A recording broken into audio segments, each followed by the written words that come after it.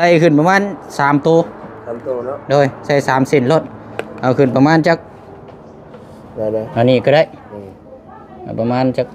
ฮอดบ่30เซนได้เฮาเบิ่งได้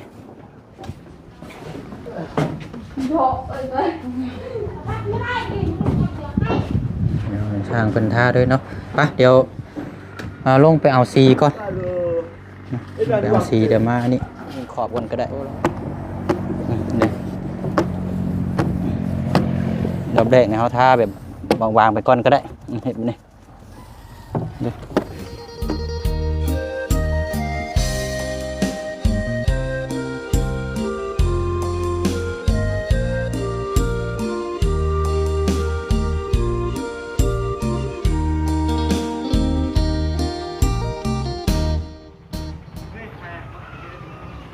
พี่น้องเนาะเปิดภาพมากะหัวหล่อนออกกอกอยู่พี่น้องเนาะอย่าตกใจเด้อพี่น้องเนาะเปลี่ยนหลังคามาใหม่เนาะพี่น้องเนาะว่าสิเปลี่ยนมือนั่นมือนี่อยู่กะมีเวลาพี่น้องเนาะวันนี้ก็หาเวลาให้ตัวเองเนี่ยจักน้อยเนาะพี่น้องเนาะคือว่าเบาเด้อล่ะพี่น้อยเนาะแต่ว่าระวังแดดได้บาดนี่ช่วงนี้ก็มื้อนี้นี่ถือว่าแดดแห้งเนาะหน้าใหม่ได้พี่น้องเนาะถ้าบ่มีหลังคาดีๆนี่กันเนาะเอาเนาะถือว่าตัดผ้าเปิดกล้องมากะอยู่ณสถานที่มองเก่ามองคุ้นเคยกันดีน้องพี่น้องเนาะอยู่หน้าบ้านเฮือนซานของทางน้องนาบเนาะวันนี้ก็จะมีแนวมาพูดมาคุยแล้วก็มามอบแล้วก็ถามทั้งสร้างเขานำแล้วก็พร้อมดำเนินการลุยเลยน้องพี่น้องเนาะกราบสบายดีและสวัสดีพ่อแม่พี่น้องเปิดสุขุสุคนเด้อพี่น้องเนาะพบเจอกันอีกคือเก่าคือเดิมกับช่องของทางพ่อน้องเปียวเนาะพี่น้องเนาะฝากพ่อแม่พี่น้องเป็นกำลังใจให้อีกคือเก่าคือเดิมช่องทางในการที่ติดตามและก็รับชมเนาะพี่น้องเนาะมีอยู่2ช่องช่องหลักๆก็เป็นช่องของทางโบเซียงแล้วก็ช่องนี้ก็เป็นช่องของทางพ่อน้องเปียวเนาะพี่น้องเนาะเอานี่ก็มาเบิ่งเนาะมื้อเช้านี่ก็ไปสร้างไม้48เมื่อวานนี่พูดคุยกับสร้างว่าขาด3โตเนาะถ้าสร้างมาอีกว่าขาด5บัดนี้พี่น้องเนาะเพิ่มไปเรื่อยๆพี่น้องเนาะก็ได้สั่งทางห้านเพิ่นมาแล้วเนาะแต่ว่ามาส่งเราหรือยังหรือว่ายังบ่ทันได้มาอันนี้พี่น้องเนาะทางสร้างเฮานี่ก็จักเพิ่นดำเนินการเฮ็ดเวียกตัวใดแน่ตอนนี้ก็เนาะเดี๋ยวไปเบิ่งหน้าเวียกหน้างานเนาะแล้วก็นึงมาสำคัญที่พี่น้องคอมเมนต์มาก็ค่อนข้างหลายเนาะเพราะฉะนั้นก็จะขอตอบแล้วก็บอกพ่อแม่พี่น้องเลยเนาะเรื่องสำหรับทางในที่ว่าทวนทางในแหละพี่น้องเนาะต่อปิดกั้นคือเฮาเว้าคุยกันแล้วพี่น้องเนาะคือบ่เชียงน่ะอยากให้เอางานต่อเป็นหลักคือหน้าระเบียงทางหน้านี่เอาไม้ฟ้าเชื้อรานี่คือทางงานบ่าวลาวเพิ่นมอบให้นี่ก็ให้ติดตั้งตัวเวียกตัวข้างหน้านี่ให้มันแล้วก่อนถ้าว่าเดือจ้างหันแล้วจ้างเข้าไปติดตั้งข้างในเนาะทวนตัวข้างในแหละพี่น้องเนาะจะปิดกั้นให้ไปเลยแต่ว่าถ้าเวียกตัวทางหน้าบ่แล้วนี่จะบ่ให้ซากเพิ่นเฮ็ดคือเฮาคุยกันแล้วเนาะบางพี่น้องคอมเมนต์เข้ามาก็เบิ่งคลิปยังบ่ทันได้จบนะพี่น้องเพิ่นก็คอมเมนต์บอกว่าอยากติดตั้งให้แล้วเนาะอันนี้ก็บ่แซงก็พูดคุยไปแล้วคลิปที่หน้าคลิปก่อนหน้าแหละเนาะแต่ว่าก็ให้มันแล้วต่อข้างหน้าก่อนแล้วถ้าไม่เชื้อรามันเหลือก็จังเข้าไปติดตั้งข้างในเนาะเอาหั่นแหละพี่น้องเพราะว่าเฮาก็พูดคุยกับสร้างแล้วก็ทางทีมงานเบิดแล้วเนาะพี่น้องเนาะมันก็ขึ้นอยู่กับอุปกรณ์ต่างๆที่เฮาจะดำเนินการถ้าบ่มีอุปกรณ์หรือว่าบ่มีงบมันก็ไปต่อบ่ได้เนาะพี่น้องเนาะนั่นแหละพี่น้องเนาะเข้าไปเบิ่งน้ำกันพอดีซื้อสีมามอบให้ทางน้องน้ำสีทาระเบียงเฮาแล้วก็พ่วงไปกับบานประตูเนาะอันนี้ก็ต้องคุยสร้างเพื่อนนี่สิเอาค่าจ้างอีกบ่พี่น้องเนาะถ้าว่าเอาค่าจ้างนี่ก็เฮาบ่มีเงินจ้างเพิ่มได้พี่น้องเนาะมีแต่ว่าเฮาสิให้ทางพ่อน้องน้ำหรือว่าทางน้องน้ำเจ้าของบ้านเรือนซ่านนี่ให้ท่าเองเนาะเฮาจะเป็นคนแนะนำให้เพิ่นท่าแบบนั้นแบบนี้พอบ่เชียงก็ซื้ออุปกรณ์มาเบิดแล้วเนาะพี่น้องเนาะมันบ่ยากหรอกพี่น้องเนาะมันก็ประหยัดงบทางผู้ใหญ่หรือว่าซอยกันเนาะพี่น้องเนาะเอาอันนี้พี่น้องมีแต่ว่าก็เข้าไปรับไปส้มไปเบิ่งน้ำกันบัดนี้พี่น้องเนาะถือว่ามื้อนี้นี่ป้าสุดยอดเลยพี่น้องเนาะฮ้อนเลยมื้อนี้เนาะ38 39องศามื้อนี้เนาะฮ้อนตั้งแต่เช้าเลยมื้อนี้พี่น้องเนาะเอาโมเป็นฟ้าตกตอนแรงมาหลุด ฝนสิตกลงมาบ่จักพี่น้องเอ้ยแต่เก่านี่เฮ็ดแบบนี้นะแต่เก่านี่ เนาะติดลูกติ่งเนาะข้างหน้าเรียบร้อยแล้วนี่โอ้โหพอดีแล้วเนาะ4-2 ปองมีอยู่2 ปองพออยู่หรอกพี่น้องเอ้ยเนาะ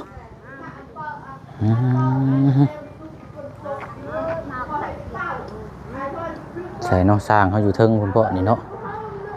เอาเดี๋ยวขึ้นไปเบิ่งระเบียงก่อนเนาะระเบียงนี่ยังรอไม้48อยู่เด้อพี่น้องเด้อเนาะจะเฮ็ดตัวพิงเนาะหรือว่า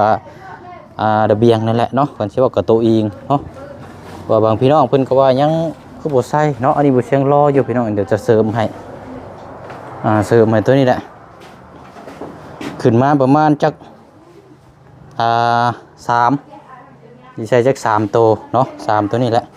1 2เนาะใส่ตัวนี้แหละตัวนี้นี่เพิ่นติดตั้งแล้วนี่เนาะนี่รอไม้อยู่ขึ้นมาประมาณนี้แหละเนาะเพราะว่าต้องปิดตั้งตัวนี้พี่น้องถ้าบ่ปิดนี่โอ้จังได๋ก็ง่ายท้องปลางางแน่นอนเนาะโอ้งามนี่เนาะนี่เนาะเดี๋ยวสีมาลงเดี๋ยวเคลียร์พื้นที่ก่อนนี่เนาะไม่ยังบ่ทันมากนี่ใช้สร้างเฮาเนาะโอ้ทุกคักติเลาะนี่เนาะได้ยังกินกินส้มมึงเมียงมีเนาะเอาสบายดีทั้งน้องๆเนาะกินส้มกินเมียงเป็นยังไงพอไม่พาชิราเขาเบิดหรอบ่เดี๋ยวจักแผ่นตับนึงเดี๋ยวตับนึงคิดว่าโซนนี่กับปิดกะนั่นอยู่บ่ตัวนี้นี่วิ่งมาแล้วใส่แล้วมันมีเศษมันเดือลายอยู่บ่โอ้จับเศษหันแล้วใส่น้ำเด้อเดี๋ยวยังเดือลายอยู่เนาะใช้อันสร้างมา2 คนบ่มื้อนี้มาเอามือเดินอะไรมาพอดีแล้วเดือตับนึงเนาะแล้วก็เอาตัวนี้จับใส่เลยพอดีแล้วจับใส่โตเอาเนาะอันไม้48ยังบ่ทันมาอยู่เนาะสั่งเอา5 โตยังบ่ทันมาอยู่นั่นสั่งลอยแล้วก็เจ้าบ่อยากมาพี่น้องต้องนำคุ้มหมออีหรอ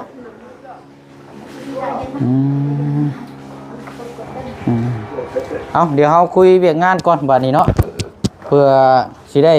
นี่คือจบตัวนี้แล้วก็สิได้ดำเนินการต่อด้วยนะสีบงกบนี่คันว่าเฮาให้ท่านี่ต้องจ้างเพิ่มบ่หรือว่าบ่ได้เพิ่มว่ามันเป็นกับเบาเล่านั่นวะแต่ว่ามีงบมาหรือบ่ยังบ่ทันมีบ่ซีนบ่เกี่ยวเบาเล่าว่ะจ้างไปค่าเฮือนซื่อเรื่องซีนั่นว่าตำลังหมดว่าถ้าซีถ้าบ้านถ้ายังถ้าลูกติงลูกดอกว่าตำลังแต่ว่าตัวที่ระเบียงตัวนี้เนี่ยอัน1 ล้านกิฟต์ตัวนี้เนาะที่เฮาคุยกันเนาะทาสีทางเรียบร้อยตัวนี้เนาะแต่ว่าบานกับปองเยี่ยมแล้วพวกนี้ต้องว่ากันไหมเจ้าสิเอาเท่าไหร่ครับได้ตามเลยตามเลย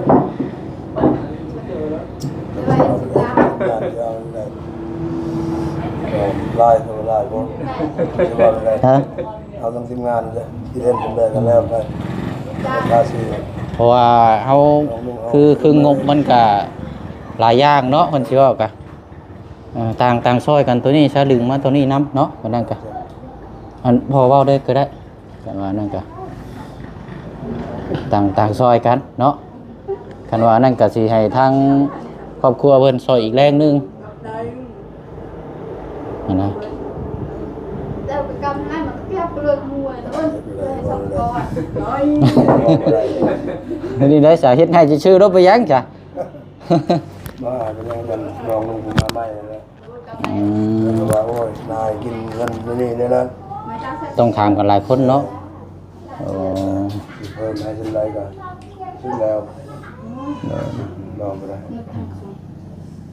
ถ้าสีจะซื้อเพิ่มอีกต่างเขาให้เนี่ย500,000นี่เฮ็ดอยู่บ่ได้บ่เพราะว่ามันทาสีจะซื้อเนาะได้อยู่บ่บ่พอเท่ากับบวกกับตัวนั้นล้านหาเนาะเขาสิได้จ่ายพร้อมกันเด้อนะเนาะเอาโอเคตามนั้นแล้วบัดนี้ก็สิได้อันพ่อเจ้าอยู่บ่น้องนักเราว่างอยู่บ่ว่าง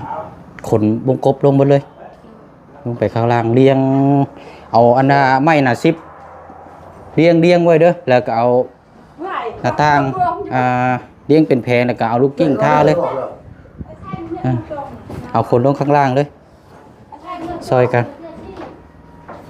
พอเฮาซื้อสีมาแล้วเราสิได้ท่าแล้วก็มื้ออื่นก็ถึงเทื่อว่างก็ได้ติดตั้งเลยนะ เรายังบ้านเลยบ้านพักยังบ่ได้ เอาตั้งอันอาจารย์ท่านได้ซื้อมาบ่ ยังบ่เห็นเลย อ๋อบ่เป็นหยังเอาท่าตัวนี้ก่อน ได้ นี่เดี๋ยวเพิ่นเอามาแล้วก็ เยอะบางเสียเลย อันน่ะให้เอาลงมองได้พอเจ้าบอกเพิ่นโนดเอาสีนะท่าเด้ไปบ่เลี้ยงเป็นแพงเดียวเราจุ่มมาท่ากิ้งเลยหั่นนะนี่บ่เจ้าว่าเหมาะบ่มองโล่งๆนี่บ่ แดดเนาะ บ่หันก็ได้มองค่ะโซนมองนะเอาอันน่ะเอาไม้หน้าชิปอย่างนี้ไปเลี้ยงจัก2เส้นก็ได้เอาไปเลี้ยงหั่นแหละจมเลี้ยงเป็นแถวแล้วก็จุ่มหน้าเดียวให้มันแห้งก็จ้างปีนมาให้นอนเอาเลยจังไงเนาะตัวนี้เรียบร้อยแล้วนี่เนาะ ร้อยแล้วถึง เดี๋ยวเฮาทาจากตัวนั้นแล้วก็จังมาทาตัวนี้เนาะทาตัวนี้แหละทาระเบียงตัวนี้แล้วก็ไล่มี2อย่าง ลมแนวใหม่อีก ตัวไรนะ ลมตัวนี้อีกเกาะตัวนี้อีก อันปิดหลังคาบันไดนี่บ่ก็จังหวะตัวนั้นเนาะเวียงงานก็จังคุยกับเพิ่นตัวนั้นน่ะแต่ว่าเฮาคุยเวียงงานตัวนี้เนาะจุมเจ้าก็คุยกับเพิ่นอีกเทื่อนึง ลมแล้วตัวนี้งานสมบูรณ์ให้เร่งๆนะอะไรยังไง เอาเดี๋ยวเอาคันว่างานมาเดี๋ยวเอาเฮาคุยไว้ก่อนพอตัวนี้เด้อใส่ขึ้นประมาณ3ตัว ทำตัวเนาะ โดยใส่3เส้นรถเอาขึ้นประมาณจัก ได้เลย อันนี้ก็ได้เอาประมาณจัก เงิน30 ฮอดบ่30เซนได้เฮาเบิ่งได้ 30 30พอดีเนาะเอามุมเอาดึงเข้ามุมสุดพุ่นละท้ายสุดเลยเจ้าก็เฮ็ดจับสรุปเฮ็ดใส่คือตั้งขึ้นไปซี่ก็ได้ใส่เฮ็ดสลับมามันก็ได้ ซื้อรถเนาะ โดยตั้งชื่อแล้วก็เฮ็ดเฮ็ดหมูเนาะพี่น้องเนาะหมูสลับไส้สลับขัวเฮ็ดใครว่ามันตัวยุทธนั่นแหละมาเจ้าสิได้ดำเนินการติดเลยนะเพราะว่าคันบ่ใส่นี่โอ้ตกยินท้องเลยเด้นี่อันตรายเด้เนาะอันนี้เฮาสิแก้ไขอยู่พี่น้องจบที่ตัวนี้แล้วก็แม่นทาสีท่านยังก็ได้บ่แล้วโอ้ยขาดกี่ดอกอีกเนาะไปเอาอันนั้นแล้วลงไปเด้อใช้อันเอาบานเอาอย่างลงท้าได้ก็ได้เดี๋ยวจังไปเอานี่เรียงยาวๆรถเรียงเป็นแถวเห็ดแถวยาวได้รถไหนสวยกันเนาะเอาลงท้าก่อนใช่แม่นเอาตัวน้อยเอาลงไปเลยเนาะทั้งตัวใหญ่ตัวน้อยเอาคนลงไม้ไปเลยพอท่าถึงที่บ่ได้อยู่แล้วเพราะมันกระเจ้าเฮ็ดเวียกเฮ็ดงานซอยกันพี่น้องเอ้ยเนาะเบิ่งก็นั่งกินส้มอยู่โอ้ตัวนี้เรียบร้อยแล้วเนาะลืมเบิ่งพี่น้องเอ้ยแล้วเนาะปิดแต่อาจับไปดีเด้อระวังเด้อมันหนักเด้อ๋อมึงกบหน้าเดียวเลยเนาะโอ้แพงได้แบบนี้นี่มานำเลยต้องทำเหรอหน้าแบบนี้มันแพงอยู่แล้วนี่นะ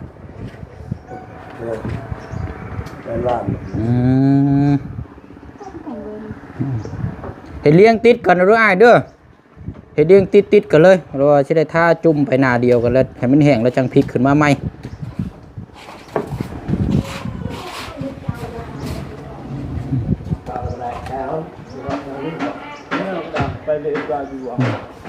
วางไปโดนแล้ววางให้มันมองมันแดดนั่นแหละกะแล้วก็บอกเด็กน้อยบ่ให้เพิ่นใกล้ให้เพิ่นมาเล่น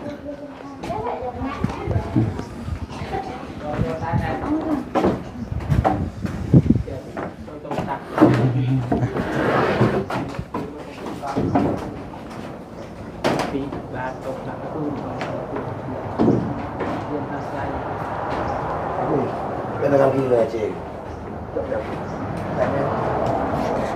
บ่าย2 โมงเนาะพอดีตอนแรกจังมาเบิ่งน้ำกันอีกทีนึงอยู่ในช่วงที่ตามได้บัดนี้พี่น้องเนาะที่ตามงานได้นี่ให้เราเลี้ยงติดกันในรถ ย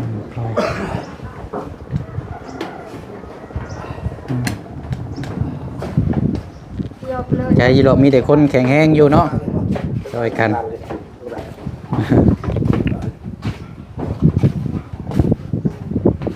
ตัวยีเตี้ยฉันด้วยเลย จุลันเตียเลยก็สยายคอให้เจ้าละสี่คือเก่าหรือเปล่าลำสี่นะ หึ คือสี่คนตุนานหรือเปล่า แม่นแบบเดียวกันบ่แบบเดียวกันมันจะง่ายในสีกับโบถึงกับเข้มแบบพอดีพองามหั้นนะซื้อมา2 ปองพออยู่หรอกแต่มาทาระเบียงตัวนี้น้ำแล้วก็ไล่จากระเบียงพุ่นก็แม่นจบแล้ว เป็นผู้ประทับบ่ บ่ว่า เศร้า ทา เลย ทาแต่อันนี้ เศร้าเลย ทางเบิ่งคันว่ามันยันแต่สีนะเอาทาตัวสำคัญก่อนก็ได้เอาตัวสำคัญก่อนก็ได้ คือรอคากสกุลได้หมด กบนั้นยันบ่พอทาใจข้างนอกเนาะ แม่นพอเอาแต่ทางนอกก็พอ ประทาก็ได้ เอาแต่หน้านี่แหละ เราเป็นนานนี่ โดยแต่หน้านี่ก็พอละ โยกเลย เดี๋ยวช่างเพิ่นท่าด้วยเนาะไปเดี๋ยวลงไปเอาซีก่อนไปเอาซีเดี๋ยวมาอันนี้โอ้ระวังเด้อให้เด็กน้อยยับหมอกเด้อ ได้กันต่ำเลย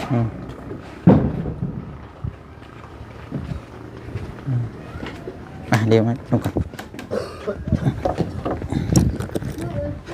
โอเคเนาะเดี๋ยวเลี้ยงนี่แหละพี่น้อยเนาะเลี้ยงนี่ก็ตอนนั้นก็ไปต่อไปอีกไม่อีกพอดีแล้วให้ช่างคนท่าเลยเนาะวางมาอีกซอยกันไปลูก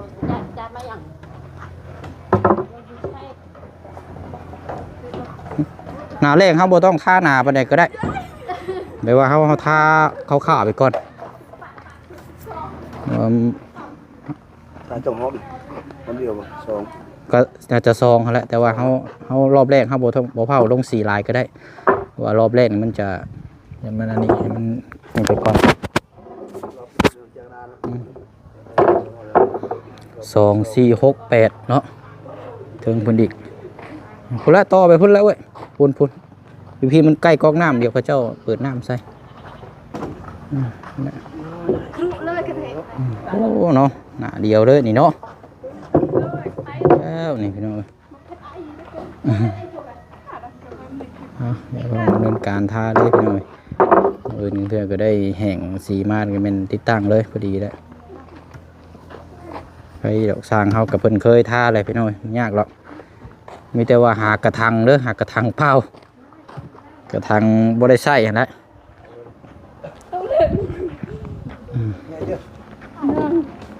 ไม่เก่งพอเรา ได้เลย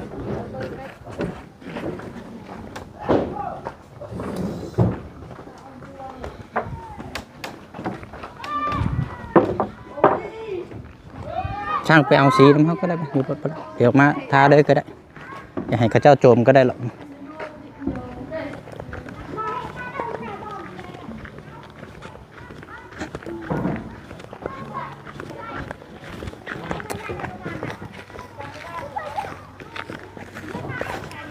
เพราะคันว่าเวียกงานนี่คันว่าเรื่องต่อเติมเนี่ยมันบทจบจักสิ้นเลยเนาะ มันเรื่อยๆได้พี่น้องเอ้ยอันสีตัวนี้นี่ที่ก้อนหน้าคือน้องปูนานี่เจ้าเคยใส่น้ำมันอยู่มันบ่ตัวนี้บ่ได้ใส่เด้อเนาะ 1บ่ได้ใช้ มันก็บ่ได้เหนียวปานใดบ่ธรรมดาบ่ ธรรมดาอยู่ ว่าเขาเจ้าผสมมาอย่างดีเนาะ ชม เด้ออันนี้ลงมาเด้อมันก็จังไปหากระถางเนาะกระถางน้อยน้ำกระเจ้าเนี่ยทางเอามาเทใส่แล้วเฮาจุ่มกิ้งเลย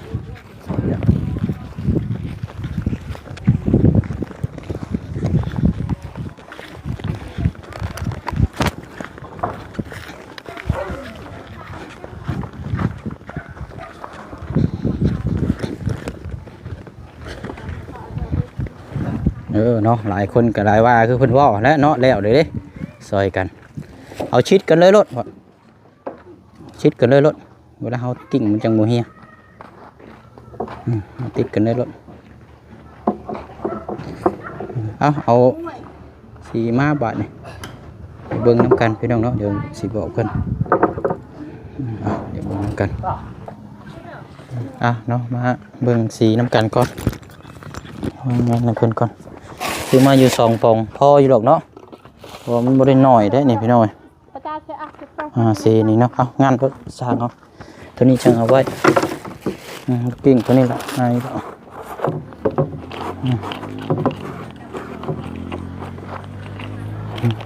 เนาะกันเท่าไรน้องนักฮะ เอาเห็นไหม เราคือแกกดังมันซะ ราคาได้นี่เด้เห็นบ่เลข05โต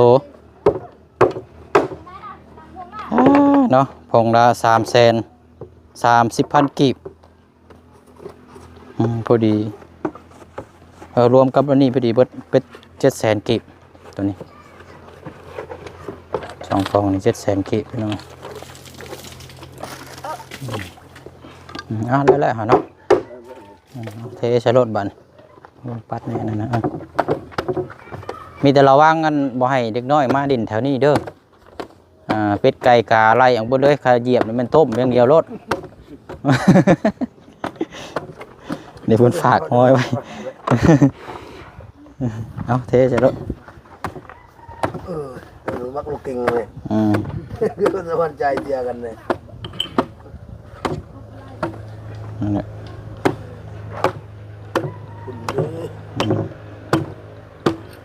นี่เดี๋ยวมันคือบ่ค่อยล่มปานใดเนาะว่าสีสงัดแน่จักหน่อยกันว่าเจ้าท่านี่เฮ็ดจังซี่ก็ได้นี่เด้อเฮ็ดแบบนี้ก็ได้นี่เพราะว่าเพื่อบ่ให้มันหยุดละจับมาสิเลยนี่ตัวนี้นี่มันเน้นได้นี่จังซี่ได้นี่เน้นแบบนี้มันเข้าแบบว่าลูกกิ้งนี่มันสิเปื้อนอีกมันก็สิซ่าอีกนิ่มไปสิเลยนี่นิ่มขอบกันก็ได้นี่ดอกแรกเนี่ยเขาทาแบบวางๆไปก่อนก็ได้เห็นไหมนี่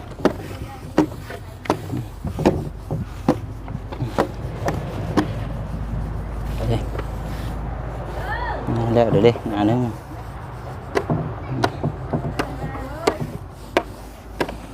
จุ่มบาดเดียวก็ได้หน้านึงด้วยสบาย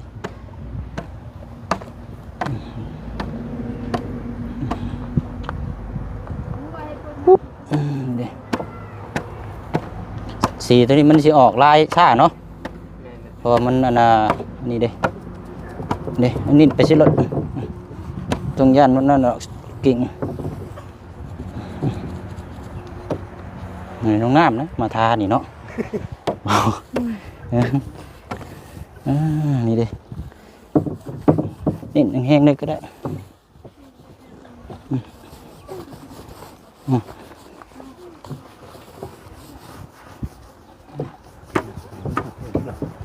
มันอยากสั่นนี่จังน้อยได้ด้านนี้กันดีเงาเลยเห็นป่ะปึ๊ดเลยเอาท่ารอบแรกไปบางก่อนก็ได้จังเอาง่าย2 รอบเนาะดีงามเอาครับบัดนี้พี่น้องเนาะเดี๋ยวเบิ่งความสวยความงามน้ำกันน้องน้ำมานี่ก็ได้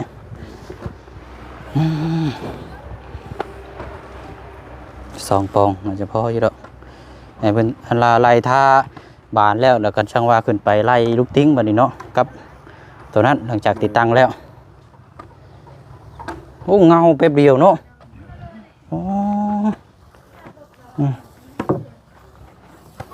นี่เอาฉันน้องน้ำนั่งตรงนี้คนก็ได้ฉันเนาะเดี๋ยวและพี่น้องเดี๋ยวจังมาเขามาเบิ่งน้ำกันอีกหนางานบาดนี้เนาะนี่มาเบิ่งน้ำกันอีกทีนึงเนาะให้สร้างเพิ่นทาสีแล้วบงใหญ่จังเอาลงมาเนาะแล้วตัวนี้ก่อนเนาะจังว่ากันเอาอันนี้ก็ทั้งพอสมหวังเด้อน้องน้